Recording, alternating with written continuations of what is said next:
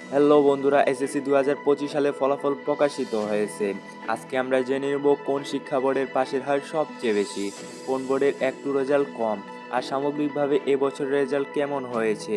তো চলুন বন্ধুরা, তাহলে ভিডিওটি শুরু করা যাক। তো এবার এসএসসিতে সবচেয়ে কম পাশের হার হয়েছে ময়মনসিংহ বোর্ডে।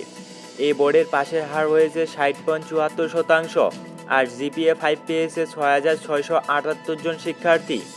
তো এবার 8 নম্বরে রয়েছে কুমিল্লা বোর্ড।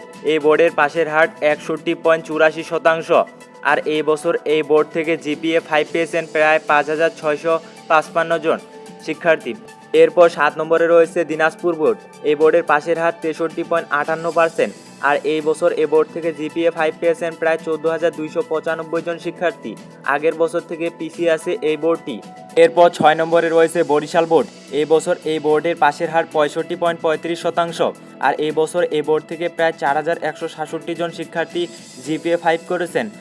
এরপর 5 নম্বরে রয়েছে ঢাকা বোর্ড। এবছর এই বোর্ডের পাশের হার 66.51%, আর এই বছর এই বোর্ড থেকে প্রায় 32,145 শিক্ষার্থী জিপিএ 5 করেছেন। এই বছর অনেক ভালো রেজাল্ট করেছে এই বোর্ডটি। এরপর 4 নম্বরে রয়েছে সিলেট বোর্ড। সিলেট বোর্ডের এবছর পাশের হার 68.57%। এবছর এই বোর্ড থেকে 6,658 জন শিক্ষার্থী A+ করেছে। এরপর 3 নম্বরে রয়েছে চট্টগ্রাম বোর্ড। এই বোর্ডে এবার পাশের হার 72.7%। এবছর এই বোর্ড থেকে 10,811 জন শিক্ষার্থী A+ করেছে। এরপর 2 নম্বরে রয়েছে যশোর বোর্ড। এই বোর্ডের পাশের হার এবছর 73.69%। এবছর এই বোর্ড থেকে 9,749 জন শিক্ষার্থী A+ করে। এরপর 1 নম্বরে রয়েছে রাজশাহী বোর্ড। এই বোর্ডে এবছর সবচেয়ে পাশের হার বেশি।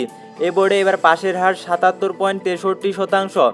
এবছর এই বোর্ড থেকে 28,074 জন শিক্ষার্থী A+ করে এই বোর্ডে এবার অনেক ভালো রেজাল্ট করছে। তো বন্ধুরা, আপনাদের বোর্ডটি কত পার্সেন্ট পাশের হার কমেন্টে বলে যাবেন। এবছর মাদ্রাসা বোর্ডের পাশের হার 68.9% এবং কারিগরি বোর্ডের 73.63% পাশের হার। এবার অনেক ভালো করছে এই বোর্ড দুটি।